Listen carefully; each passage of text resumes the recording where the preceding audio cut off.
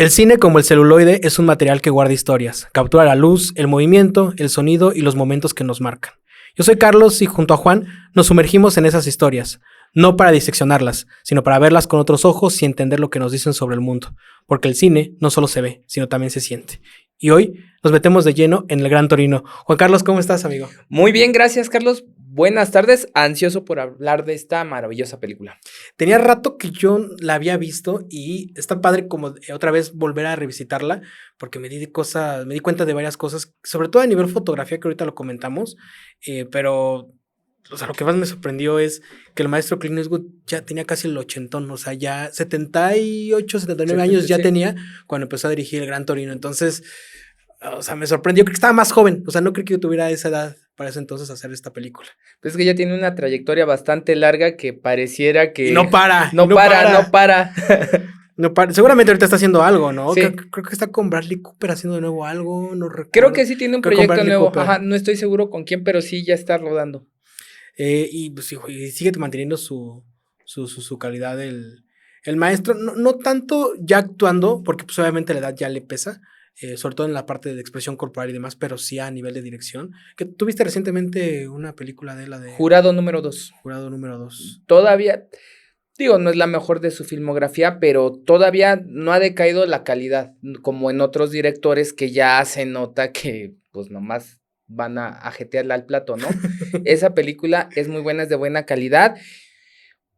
Yo la hubiera nominado, pero bueno, mi opinión no importa en el mundo de Hollywood. Es que Clint Eastwood siempre ha sido controversial en Hollywood, o sea, sobre todo los temas que toca. Sí.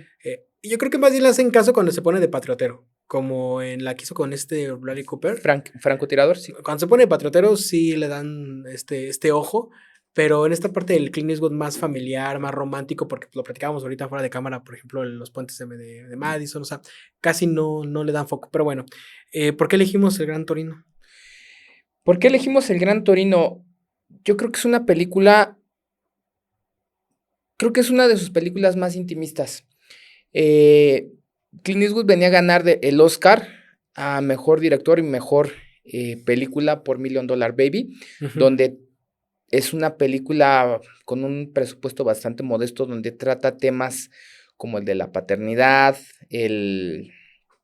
ahora sí que el último aliento. Y en esta película es donde se nota más el tema de la soledad,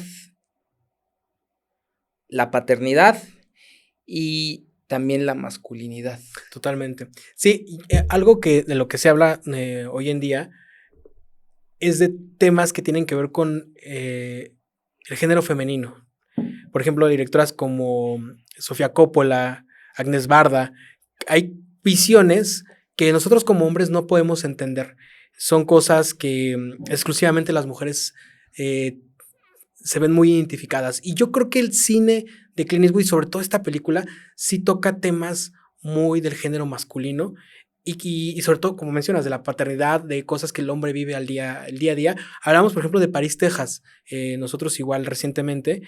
Que es una película muy justamente del dolor que pasa el hombre, cómo lo vivimos, que es muy distinto a cómo lo vive la mujer. Sí. Los hombres normalmente callamos. Y justamente en París, Texas, es este personaje que anda divagando y calla.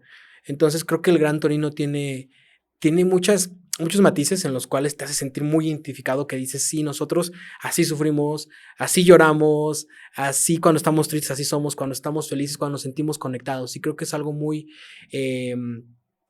alentador verlo en pantalla, porque a veces justamente nos dicen, entre hombres platiquen, entre hombres tienen que soltarse emocionalmente. Y a veces no sabemos cómo hacerlo o cómo lo vivimos. Y cuando empecé a ver otra vez el Gran Torino, había cosas como de sí, así nosotros somos cuando sufrimos, como la escena en donde ya abusan de esta chica. Un hombre es así cuando nosotros tenemos ira realmente. O sea, primero nos vamos a, no sé, tipo golpear cosas porque nos sentimos frustrados, pero después nos vamos a la reflexión y al silencio. Entonces, pues creo que también es una de las partes por la cual elegimos el Gran Torino. Exactamente. Y más allá temas masculinos y femeninos, creo que a lo mejor siempre con cierta empatía podemos comprender a los personajes independientemente del género. Claro, hay cosas propias del universo femenino, pues que nosotros no Sí, alcanzamos a sí es lo que vislumbrar, te ¿no? mencionaba. Sus propios rituales, igual, de cierta forma, creo que les ocurre lo mismo a ellas, ¿no? El hecho de, por decir, en esta escena en Gran Torino, cuando Walt llega con el barbero y que se insultan, pero pues es como decir, es una forma de identificar la pertenencia hacia un lugar o hacia alguien, ¿no? Pero pues ahorita lo desmenuzamos más a detalle, ¿no? Sí, ¿no? Y por ejemplo, también el sentido de la pérdida, de nosotros, Ujú. cómo llevamos los duelos, que es muy diferente. O sea, por ejemplo, las mujeres, y creo que es algo admirable también, ¿no?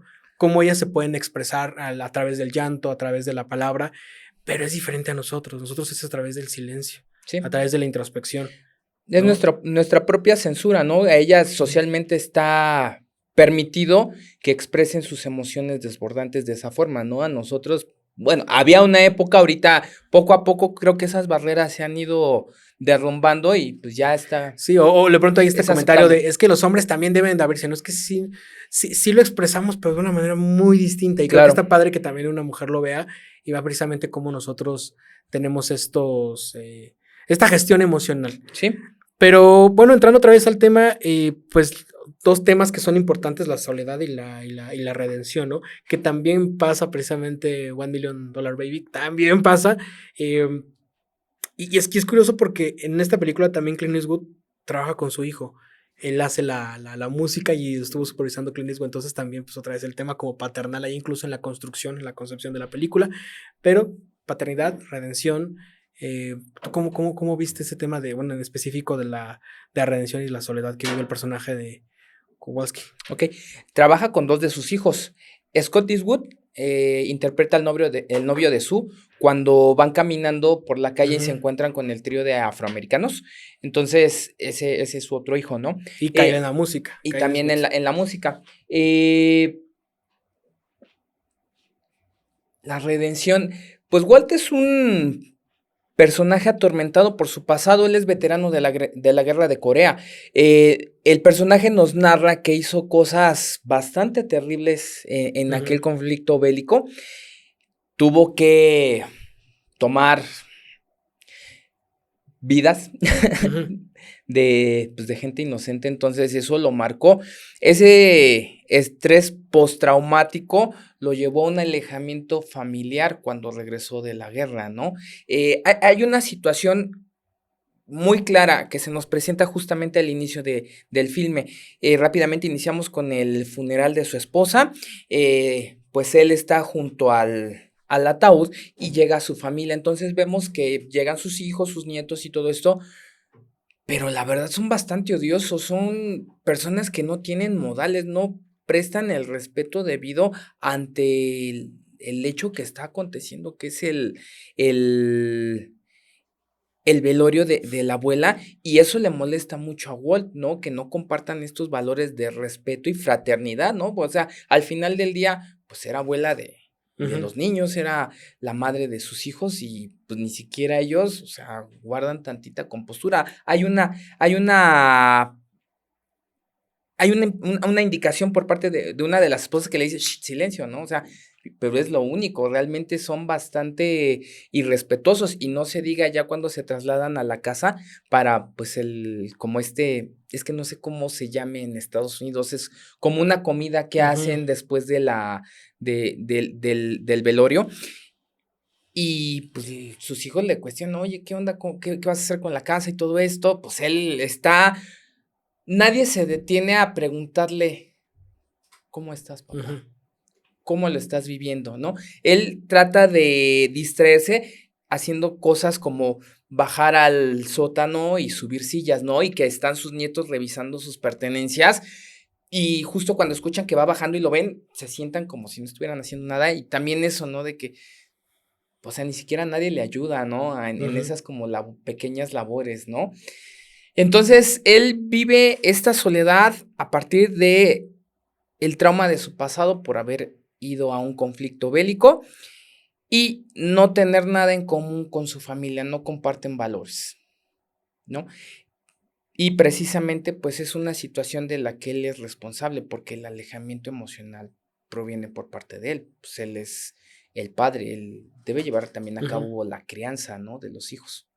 Sí, totalmente. Y es curioso, ¿no? Cómo tiene este alejamiento con la familia, pero termina encontrando otra familia con estos vecinos que tiene, por supuesto, y cómo puede justamente enmendar un poco o tener una nueva oportunidad de conectar con una hija, con un hijo, con una nueva familia, ¿no? Sí. Y a mí me encanta porque justamente en la parte de Clint Eastwood es muy expresivo a nivel, incluso los memes, que justo lo hablamos la vez pasada con El Padrino, ¿no? Que es una película tan importante que ya va traspasando esta parte generacional y se utilizan los memes ya cuando de pronto ves algo que no te gusta, la típica clara de Clint Eastwood haciendo como asco, ¿no? Ajá. Que viene mucho de la escuela de Sergio Leone, ¿no? Y creo que también será interesante hacer este paréntesis de que él mismo lo ha dicho, o sea, mi escuela fue Sergio Leone con todas las películas, la trilogía del dólar, si no me equivoco, Sí. se llama.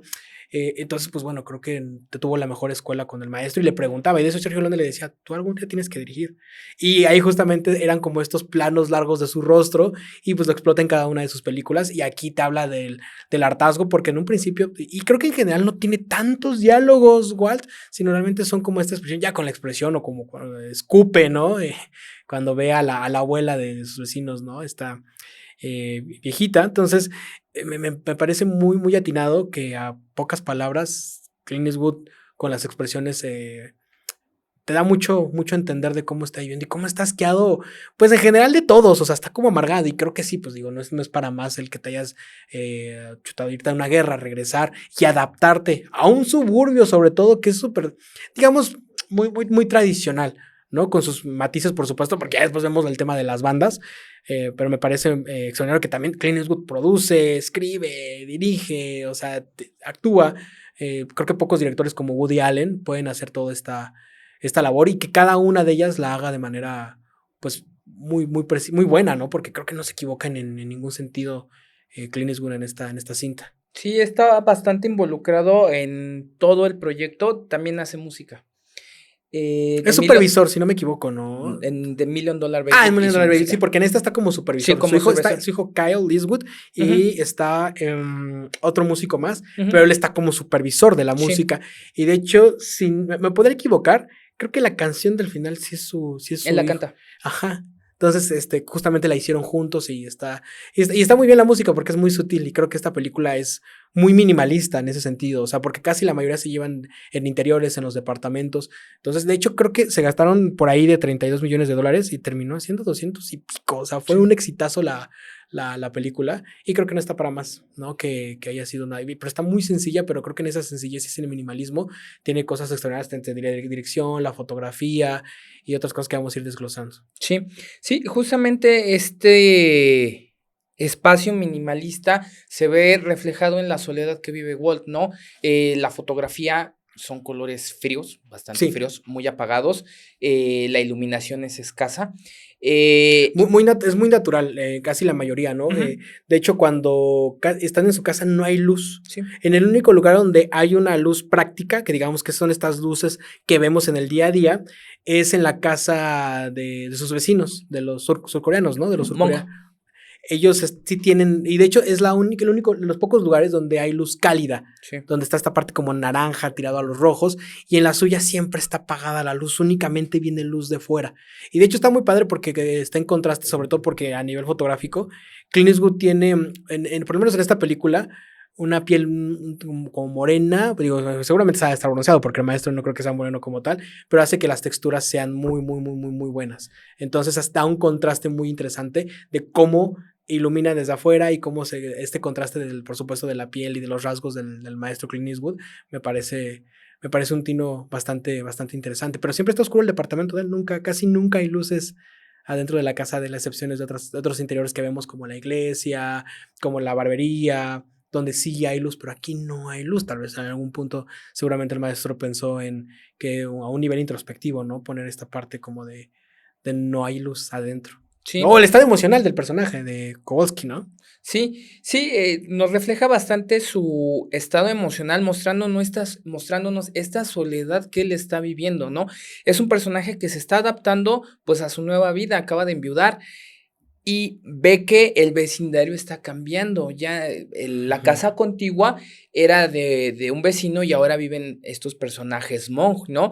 Que él justamente tiene estos comentarios racistas que son una forma de defensa, ¿no? Ante el cambio que está viviendo y que obviamente no puede detener a pesar de la cosmovisión que él tiene, ¿no? Y justamente esto que decías, que la luz es más cálida cuando están en casa de los Monk, creo que el puente de conexión entre los vecinos y Walt es precisamente esta chica Monk, Sue, que es la primera en acercarse a Walt, ¿no? Después del ataque que sufren de los pandilleros y que Walt sale con un arma y los defiende, ¿no? Bueno, los defiende y no, más bien lo que defiende es su propiedad porque ya se estaban peleando en su patio. Entonces, pues las personas identifican esto como que los está defendiendo y después le llevan esta serie de regalos que al principio él los va rechazando y diciendo, no, no es necesario, obviamente. Ya después de la comida dice, a ver, es la misma es el mismo cerdo que hicieron, lo huele y ya los deja, ¿no? Que precisamente en esta actitud es donde vemos inicialmente cómo es la personalidad de este hombre, ¿no? Que rechaza cualquier contacto de intimidad porque pues él se puso una barrera y vive aislado de todos y de todo, ¿no? Y justamente esta chica, Sue, le hace que baje sus defensas. Primero lo confronta, le hace bromas y Walt se da cuenta que es una chava decidida, tiene ciertos rasgos, no sé si llamarlos masculinos, pero poco a poco hace que baje la guardia Walt. Y digo, ya el punto final donde se forma el vínculo es cuando la defiende de esta banda de su primo. Ajá, no, cuando va con Scott caminando, okay. Que está esta banda de afroamericanos. Sí. Por favor, porque no nos van a desmonetizar. Sí, no nos vayan a cancelar. El tema precisamente es de que justamente pues el racismo, ¿no? Cómo se va transformando. Y fíjate que es curioso que ahorita menciones esto de los afroamericanos, que hay mucha gente allá afuera que critica el hecho de que una persona pueda decir una palabra racista, homofóbica, que está mal, que se debe mejorar definitivamente, pero que el hecho que lo hagas no quiere decir que genuinamente pienses eso, seas esa persona. En este caso, nos damos cuenta que constantemente le dice malditos amarillos, váyanse a su país, está criticándolos y tiene comentarios racistas importantes, incluso la misma religión, cuando el personaje del padre igual que la critica, dice pues malas palabras al respecto de la religión, pero sabemos que él es todo lo contrario, o sea, es una persona muy humana, al contrario de otros que profesan como la familia supuestamente ser unos buenos religiosos y al final de cuentas son la antítesis de ello, ¿no? O sea, esta incoherencia que a veces hay como en la sociedad de que a lo mejor el que crees que es más racista termina siendo una persona que es un protector y que incluso está dispuesto a dar la vida por el prójimo. Sí. Como curioso ¿no? Es irónico, más bien.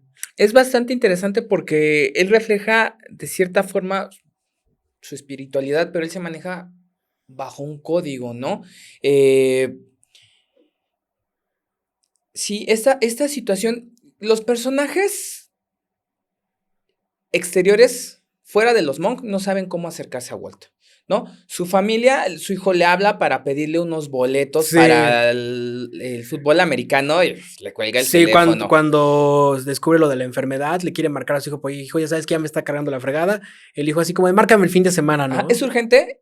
Sí, márcame el fin. Sí, es una forma de no saber conectar con el otro, ¿no? En contraste con los Monk, que creo que lo primero que le interesa es el respeto, ¿no? Y ve que ellos son una sociedad bastante respetuosa, tradicionalista y que conviven en familia. Yo creo que eso es lo que a Walt le hubiera gustado, pero pues tiene el tema de su pasado, ¿no? ¿No crees soldado. Exacto, ¿no crees que también una conexión genuina que hayan tenido ellos es el sufrimiento? Porque ella lo platica, que justamente toda esta parte de los luterianos los mandaron a que los expulsaron, sufrieron la guerra, y él también viene de esa guerra. De hecho le dice, nosotros estábamos con ustedes.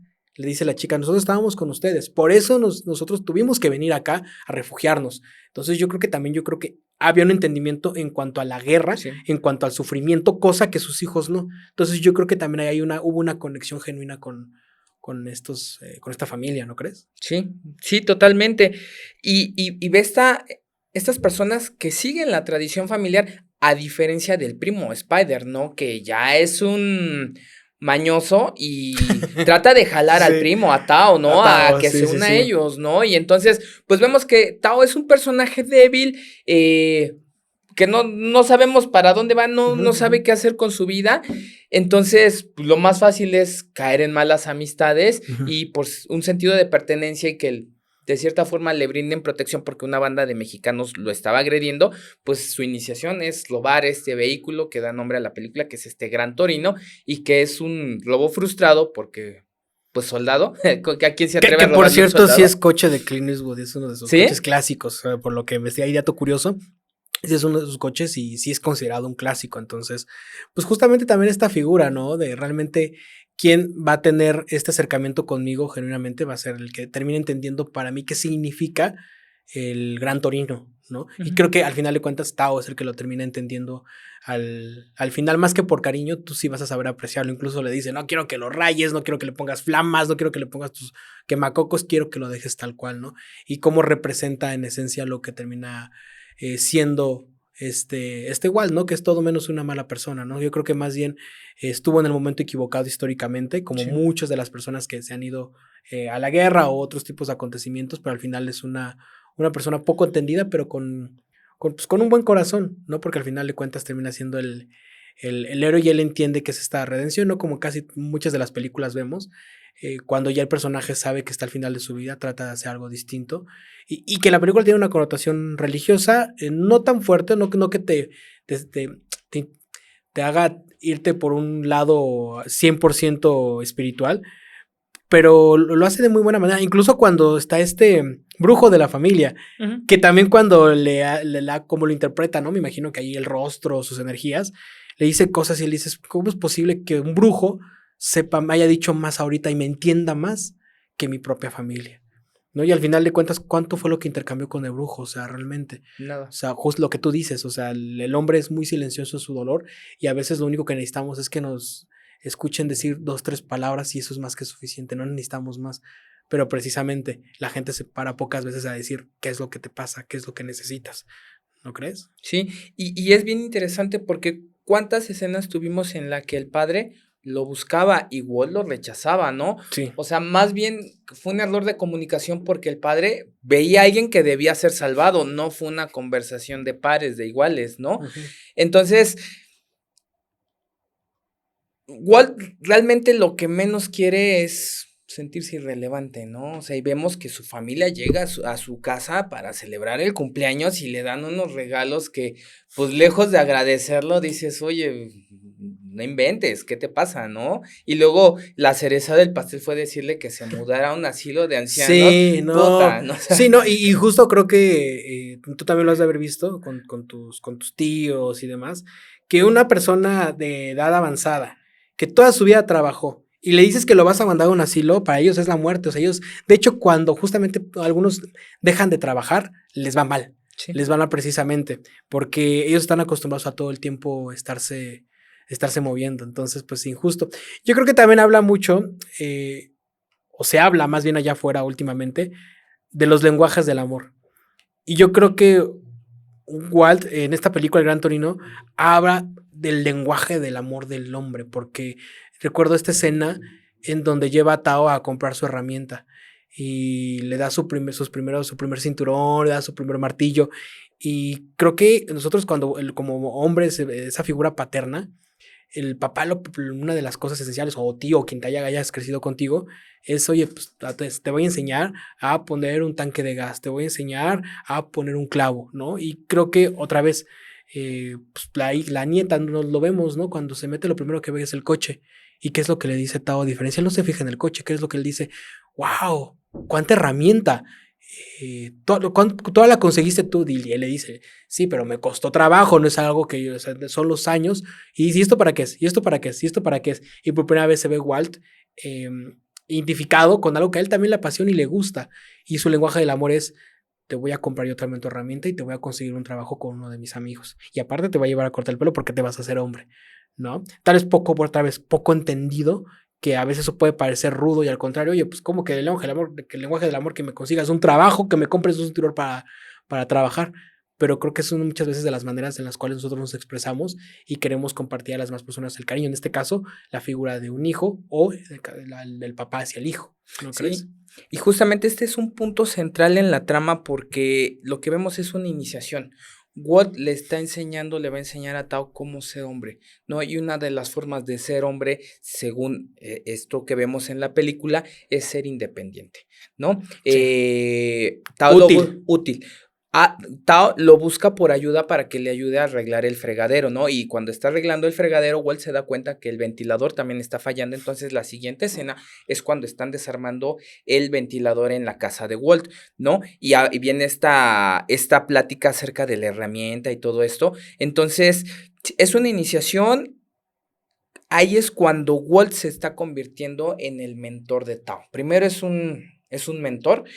Hay una escena bien curiosa, la primera vez que Walt va a casa de los Monk, que están en el sótano y que La están los lavadora. jóvenes conviviendo, la lavadora, Sí, y que eso iba a él la mencionar. está nivelando, y él se da cuenta de que Tao está observando a la muchacha, y la muchacha también está observando a Tao, pero Tao no se atreve a acercarse, ¿no? Entonces esto lo identifica rápidamente Walt y pues le dice, oye, no pierdas la oportunidad, que también eso es una iniciación, ¿no? Es un inicio a la vida del hombre, ¿no? Cómo acercarse a un posible interés romántico, ¿no? Ujú. Entonces, estas son las claves para que Walt inicie la iniciación de Tao, se convierta en su mentor no Y su propuesto, figura paterna, ¿no? y al final Su se figura transforma en paterna. una figura paterna, Para claro. los dos, ¿no? Tanto para la chica como Sí. para Tao. Sí. Entonces, va introduciéndolo en diversas cosas, lo enseña a arreglar electrodomésticos, a hacer arreglos Sí, en que la después casa. le dice al vecino, ¿qué te sobra? Ahorita te lo mando. Que hasta Sí, después viene la nieta con su abuelito. Que si puedes mandar a Tao, sí, sí, cómo no, ahorita va Tao, por sí. supuesto. Y creo que son muchos así los papás y los abuelos, ¿no te parece? Que cuando justamente quieren enseñarnos, que yo sinceramente choqué con eso porque yo a mí no soy pésimo para todo eso, pero justamente recuerdo que mi abuelo siempre me decía, incluso alguna vez tuvimos una discusión, donde tienes que hacerte útil y saber poner un tanque de gas. Sí. Y yo me acuerdo que me peleé con él, le dije, por eso voy a estudiar, para que alguien me lo ponga. Y ya lo ves para atrás y dices, o sea, realmente ese era su lenguaje de protección, su lenguaje del amor, de yo te quiero enseñar para que tú estés protegido. Ser independiente. Ser independiente. Y está muy bien.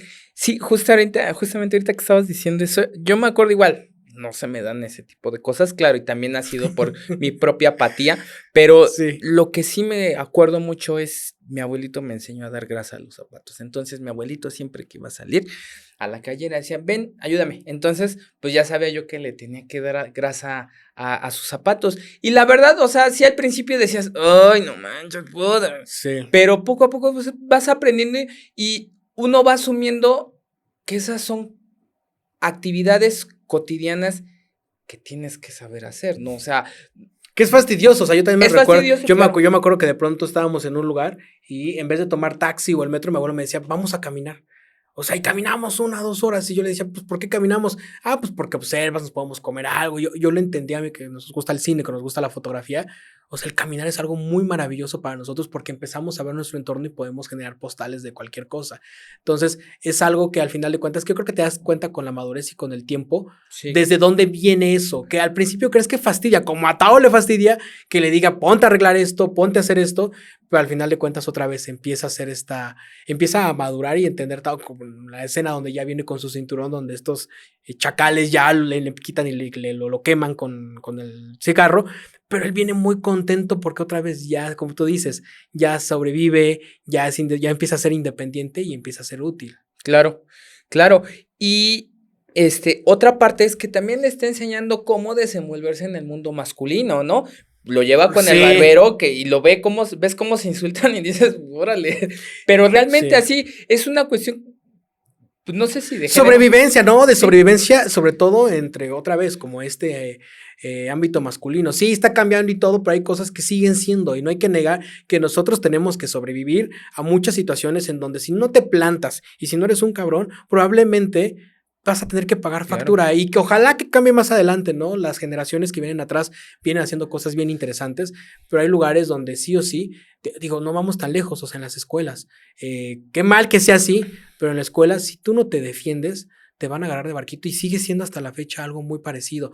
Tienes que sobrevivir porque es una jungla el mundo y es muy cruel. Entonces yo creo que Walt está enseñándole a Tao a sobrevivir en un mundo cruel y de algo y él se está dando cuenta con las pandillas y demás.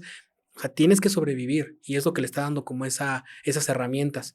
Literalmente y no literalmente le da esas herramientas. Sí. ¿No? Qué metafórico. Sí, justamente le está enseñando esta capacidad de adaptación, ¿no? O sea, el cómo tratar al barbero le va a enseñar cómo tratar al intendente de la constructora donde empieza a trabajar. Que claro, que le dice, sirve, ¿no? El radiador, no sé qué, así ni me lo digas. Y hasta sonríe igual y dice, oye, esto.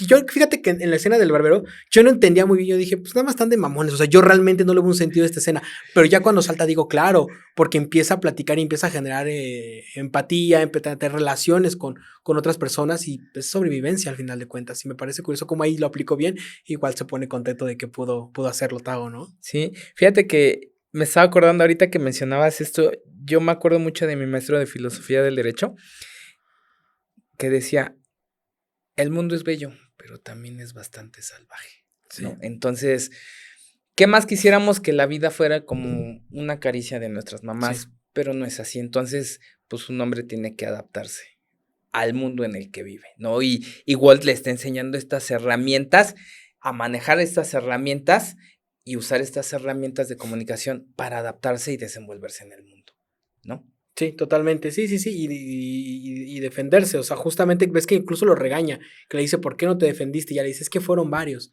y es cuando precisamente ya lo va a defender a Tao, entonces, pero pues bueno, otra vez yendo al hilo, interesante cómo empieza a encontrar una empatía con cada uno de ellos, y otra vez no lo encuentra con su familia, yo creo que porque otra vez lo escuchan, y también empiezan a comprender dónde viene Walt, ¿no? Que al final todos lo terminan amando, ¿no? La abuelita que lo odia y al final de cuentas termina volviéndose parte de ese núcleo. Y qué interesante, ¿no? Que creo que el mensaje es alentador, no porque lo hayan matado, ¿verdad? Sino porque no importa incluso cuál sea tu edad, hay un tema de redención, aunque sea tardío. Puedes cambiar, puedes ser alguien distinto. Y creo que hoy en día está muy castigado de que si fuiste algo, te va a perseguir todo el tiempo. Hablemos de la cancelación, hablemos de muchas cosas que están pasando hoy en día. Ya no dan oportunidad a las personas. O sea, véase cuando acusan a un influencer, véase cuando un político dijo algo, James Gunn porque dijo chistes relacionados con niños, ya no puede ser una persona distinta. Y creo que eso debemos de aplicarlo hoy en día. Creo que hace muchísima falta y está muy presente en la película de, pues sí, pues hiciste algo malo, pero eso no te define. Ayuda a entender tu pasado, pero no define lo que es tu presente. Claro, digo, a diferencia de todos políticos y personajes nefastos que pueden existir en la sociedad, pues este personaje... Que al final de cuentas también, o sea, igual también fue nefasto hasta cierto punto, claro, porque desvivió a personas, o sea, sí interfirió con su vida, entonces tampoco es la mejor persona del mundo, también fue nefasto, pero tuvo esta parte de redención, ¿no? Y yo creo que también vi recientemente un video donde se hablaba de las cárceles, que la cárcel, por lo menos aquí en México, se ve como un castigo. Y no debería ser un castigo, más bien debería ser una redención de, ok, tienes que reformarte, por eso son reformatorios, ¿no? Sí. Y aquí lo vemos como un castigo, te vas a meter, te van a golpear, van a abusar de ti, ¿no? A ver, estás yendo a un lugar donde te vas a reformar para ser una persona diferente ante la sociedad. ¿Y qué pasa? Como es un castigo, sales y quieres ahora castigar ahora tú a los que te dieron este castigo, es decir, la misma sociedad. Y no debería de ser así, todo lo contrario. Sí. Yo creo que te habla mucho de las segundas, terceras, cuartas y quintas oportunidades en una persona, no importa que sea hombre o que sea mujer. Y creo que aquí está más que claro que por más que hayas sido una mala persona, puede ser alguien distinta y aportar algo. En este caso, pues ve el favor que le hizo a toda la comunidad, porque estos chacales, pues a todos terminaron metiendo a la cárcel. Me imagino que sí, ¿no? Pero está implícito ahí que los privaron de su libertad a base de que pues molestaban a todo el vecindario. Claro, y justamente vemos esta evolución del personaje porque él primero, pues, la solución a la antigua es a golpes, sí, ¿no? O sea, golpea a estos sujetos, defiende el patio y todo eso. Después va, cuando tiene el segundo ataque Tao que le queman la mejilla con el cigarro, va y saca al amigo de Spider y le pone una golpiza de esas que dices, dale otro por favor, pégale hasta con la silla, ¿no? Sí. Pero no es consciente de que va a caer en un ciclo de violencia que va a afectar a gran escala. Y que termina afectando, porque cuando lo golpean es cuando se llevan a la hermana y terminan abusando de ella, ¿no? Sí. Y él se da cuenta y justamente tiene este remordimiento, porque dice, por mí, si no hubiera hecho esto, no lo hubiera pasado. Que al final de cuentas la gota que derramó el vaso porque tenía que terminar con... Es algo que tenía que haber pasado para que precisamente el personaje se desarrollara. Sí, sí. Y entonces vemos este enojo de Tao que dice, vamos y acabemos con ellos, toma tus armas y él le dice, no, tenemos que ser muy meticulosos con lo que tenemos que hacer a continuación. O sea, no había otra forma. Tenía que acabar, o sea, tenía que pasar algo demasiado fuerte para que estos pelafustanes dejaran de molestar a la familia, ¿no? Que sí o sí, ya sabíamos que Walt iba a morir. O sea, creo que eso es como crónica de una muerte anunciada, ¿no? Sabíamos que, pero creo que lo sorprendente es que no sabíamos cómo. O sea, tú te imaginas que iba a llegar y sacar el arma y se iba a dar de balazos con él, y pasa todo lo contrario, ¿no? Y está padre el mensaje porque él lo termina resolviendo no con violencia. Los que lo terminan resolviendo con violencia son ellos, él no. Sí. ¿No? Y esta idea de justamente de su mano, ¿no? Que les hace la pistola falsa durante y que te lo van avisando durante toda la película y al final termina siendo algo pues significativo, ¿no? Sí, y justamente yo la primera vez que vi la película sí me tomó por sorpresa. Yo pensé que realmente él iba a sacar un arma y no, lo que traía en la mano era el encendedor. El encendedor. Para fumarse el cigarro, ¿no? Me gusta mucho, creo que esta escena, ahorita que mencionabas al inicio, Clint Eastwood viene de la escuela de Sergio Leone, ¿no? El Spaghetti Western. Entonces, me gusta cómo se construye esta secuencia del final, de este enfrentamiento final que es Sergio Leone, ¿no? Son planos contra planos, la música va apoyando, incrementando en la tensión, el ritmo es pausado, es bastante pausado y eso incrementa muchísimo más la tensión. Realmente... O sea, sabes qué va a pasar, pero no cómo va a pasar. Sí, que es como un tiro al blanco, ¿no? Que empieza como a apuntarles. Y justamente como la cámara da una ventana de un chacal, luego da otro chacal, luego al gordito, luego al primo. Y justamente como mencionas, y sobre todo las miradas, otra vez. O sea, Clint Eastwood tiene muchos primeros planos de los ojos, de los gestos, de su lenguaje. De porque Sergio Leone, precisamente del bueno, el malo y el feo, cuando ellos se están enfrentando...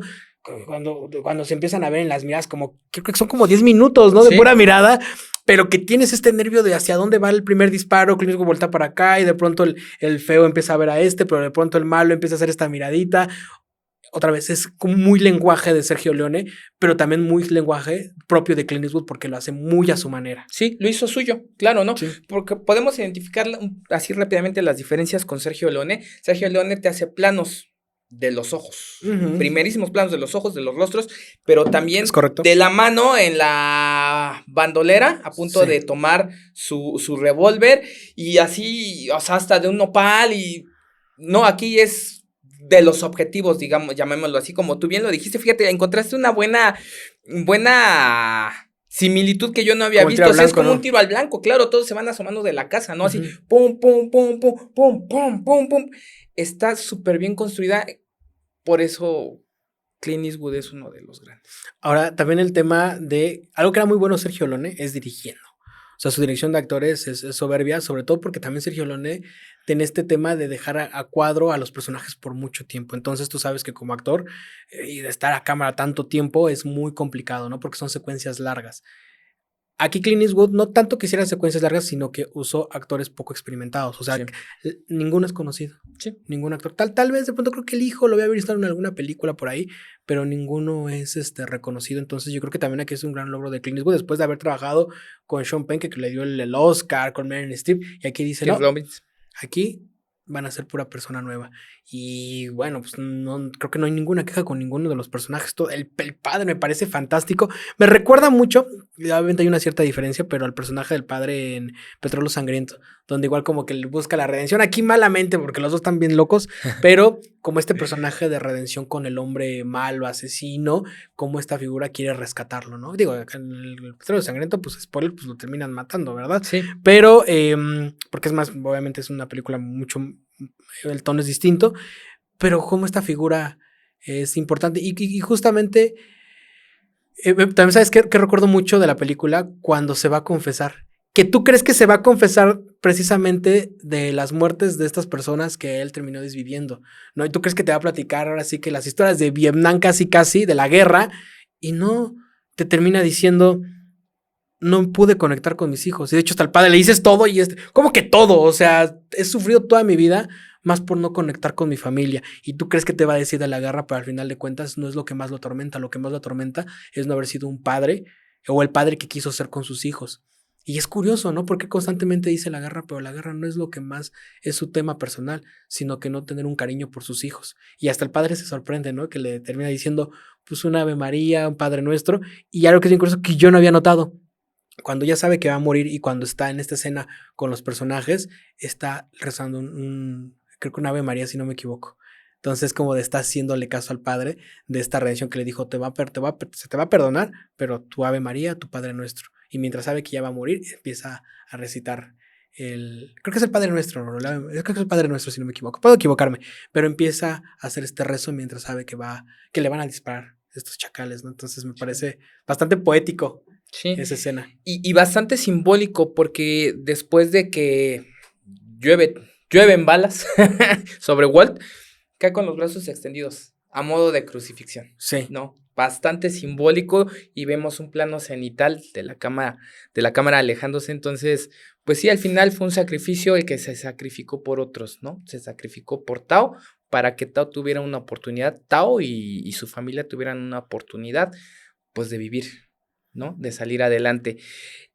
Justamente estaba acordándome de esta situación que dices, que al final Tao es el que se queda con el Gran Torino. Es porque Tao quiso aprender lo que Walt tenía que enseñar, ¿no? Esta masculinidad enseñada. Y de cierta forma yo creo que también Walt lo ve como una sanación hacia él mismo, hacia su paternidad fallida con sus hijos, ¿no? No saber acercarse a ellos termina sanándolo con Tao, ¿no? Y creo que es súper simbólico esta segunda paternidad no buscada, encontrada, y que al final le hace caer en este acto de redención para el personaje. ¿Tú crees que todos merecemos segundas oportunidades? Estoy convencido de que sí. ¿Y cuál crees que sea el camino de estas segundas oportunidades? ¿Cuál crees que sea como el acercamiento para buscar? Digo, porque aquí te lo maneja desde lo religioso, te lo manejan desde la parte humana. ¿Dónde podemos empezar a buscar esta redención? Yo creo que puedes empezar a buscar la redención Porque actuando diferente de cómo lo hiciste. Yo me acuerdo mucho algo que nos explicaba un profesor de actuación, no me acuerdo qué libro era. Actúa, cuando vayas a tomar una decisión, actúa como si ya te hubiera ocurrido y estuvieras ante una nueva oportunidad y no quisieras arruinarlo, quisieras hacer algo mejor, algo diferente, ¿no? Yo creo que sería la primera forma de buscar la redención sería actuando diferente, y es totalmente lo que vemos con el personaje de Walt. Actúa diferente porque ya vio que los golpes, la violencia no condujeron a nada, sino que se acercaban mucho más al precipicio, y la segunda forma fue no actuar violento. Y qué construcción tan interesante del personaje, porque normalmente estamos acostumbrados en las historias, sobre todo hoy en día, que es el bueno, bueno, bueno, bueno y el malo, malo, malo, malo. Y aquí pues es un humano que lamentablemente fue a la guerra, que no fue su decisión, porque pues te manda el gobierno y tuvo que hacer ciertas acciones contra los demás, pero eso no quita que pueda hacer cosas distintas. Es un personaje de claroscuros en tonos grises, y justamente creo que tocas un punto bastante importante. Él fue a la guerra porque lo mandó el gobierno, ¿no? Entonces, él tiene en su mente lo que es ser patriota. Él viene posiblemente también de una cultura de trabajo y esfuerzo, y que también me imagino, algo que quiso enseñar a sus hijos o que no pudo enseñar a sus hijos, pero Tao finalmente él acepta, y por eso al final es al que él le deja el Gran Torino. Él aceptó el legado que Walt tenía para dar, y es también el mensaje de continuar con el legado. Ahora, Clint Eastwood, este tema de la paternidad lo repite constantemente en sus películas. Sí. Lo dijiste bien en su película anterior, otra vez, como agarrar este personaje, y sobre todo, ¿sabes qué? La culpa del padre, la culpa de haber hecho un mal trabajo, y cómo la figura masculina se atormenta por ello, y cómo al final de cuentas la tienes que terminar sanando, porque en las dos películas lo termina sanando. En esta, pues en la $1 Million Baby no muere, pero sí lo termina sanando de alguna manera, ¿no? Y también en el Gran Torino, aquí sí pues, defendiéndolos, ¿no? Sí, y es bastante contrastante, ¿no? Porque en $1 Million Baby, él tiene que poner fin al sufrimiento de Maggie. Rápidamente, si no han visto $1 Million Baby, Maggie es una boxeadora que busca un entrenador a regañadientes hasta las 500.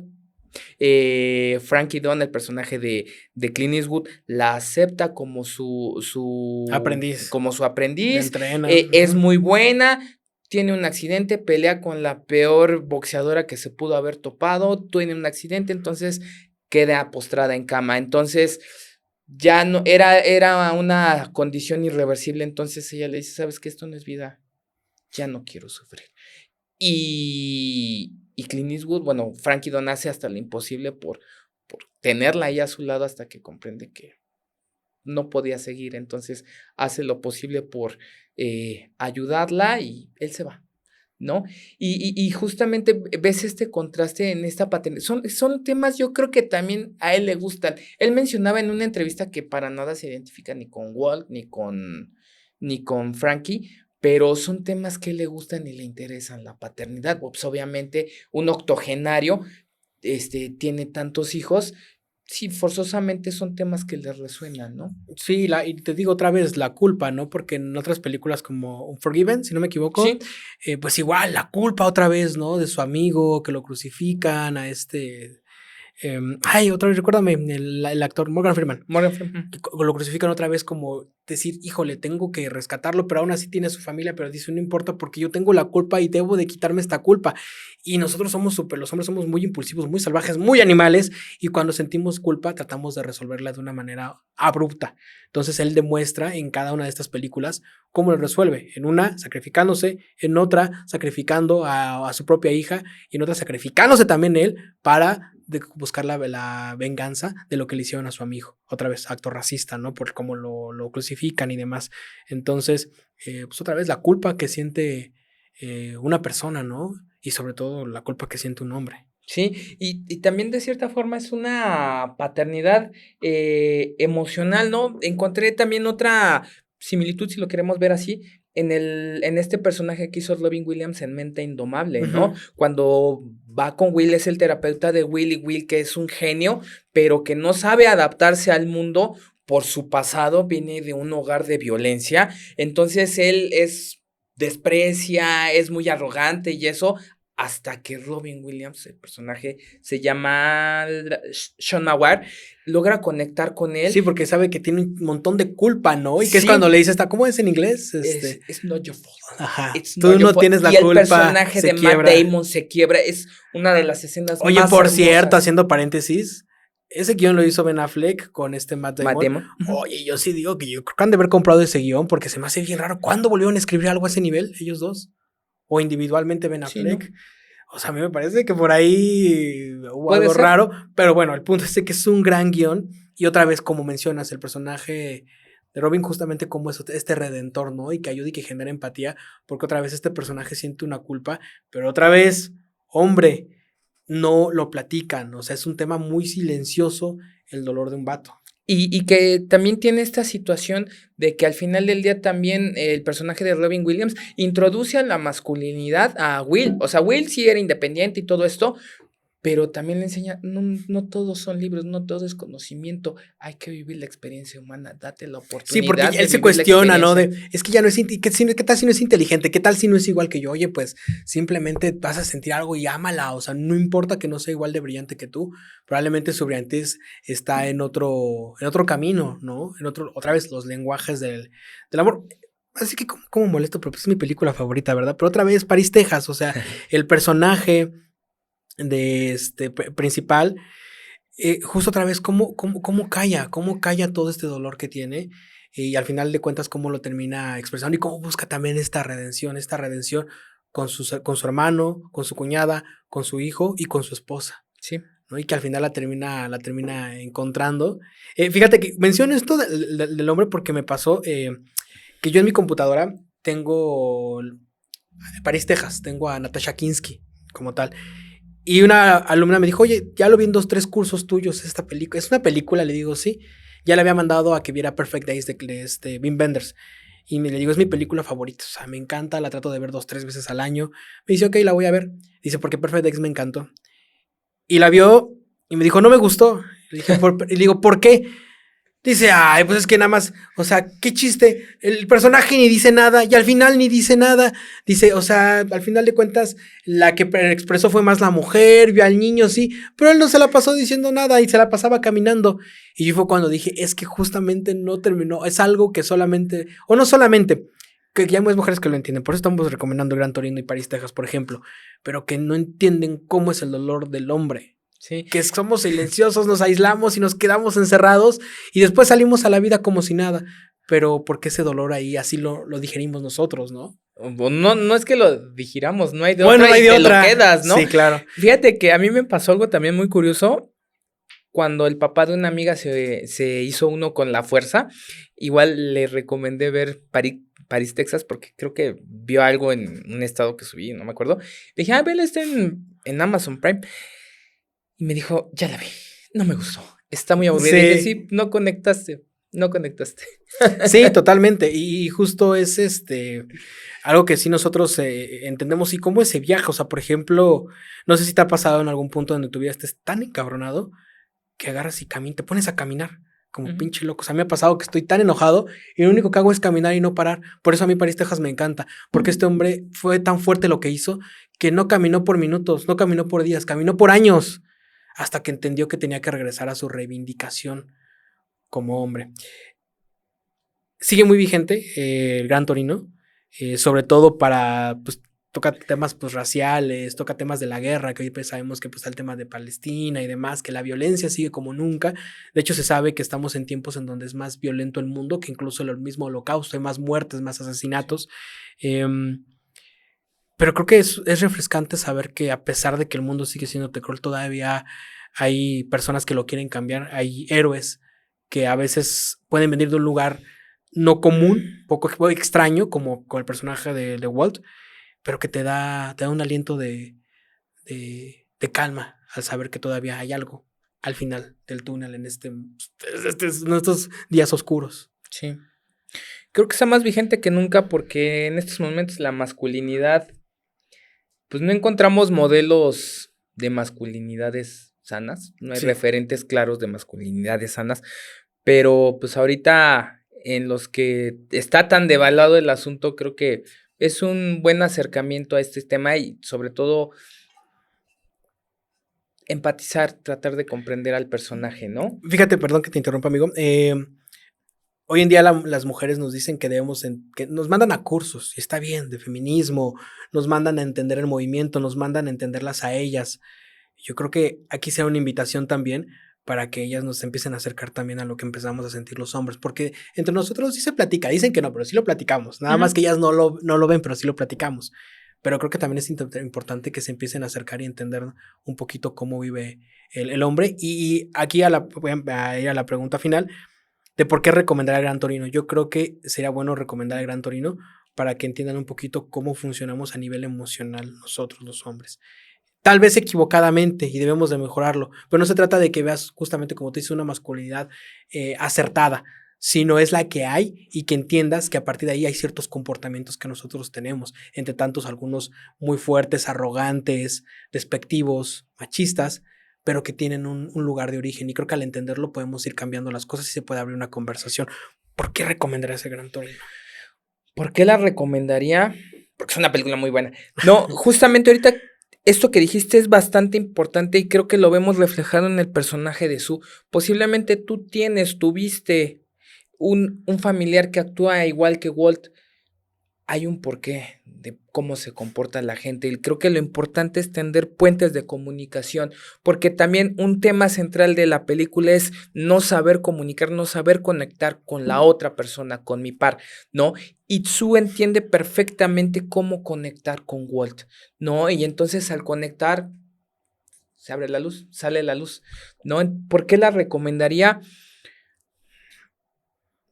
Porque es una historia interesante.